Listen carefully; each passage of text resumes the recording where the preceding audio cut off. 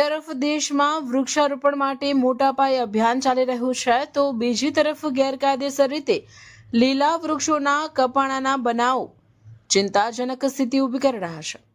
દેશના વડાપ્રધાન નરેન્દ્ર મોદીના માર્ગદર્શન હેઠળ એક પેડ માં કે નામ અને સ્વચ્છતા જેવા અભિયાનો દ્વારા પર્યાવરણ બચાવવાનો મજબૂત સંદેશ આપવામાં આવી રહ્યો છે.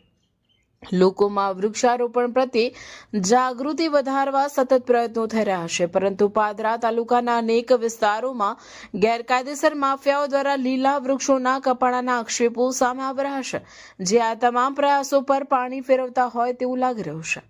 એક તરફ સરકાર વૃક્ષો વાવવા પ્રોત્સાહન આપી રહી છે, તો બીજી તરફ આવી ગેરકાયદેસર પ્રવૃત્તિઓ સામે સમયસર અને કડક કાર્યવાહી ન થાય તો પર્યાવરણને ગંભીર નુકસાન પહોંચી શકે છે.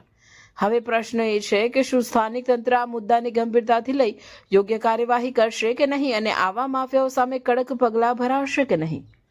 પાદરા તાલુકાના વડુ, સાંઢા, ચોકારી, પિલોદરા સહિતના અનેક વિસ્તારોમાં આ મુદ્દે લોકોમાં ચિંતા અને રોષનો માહોલ જોવા મળી રહ્યો છે.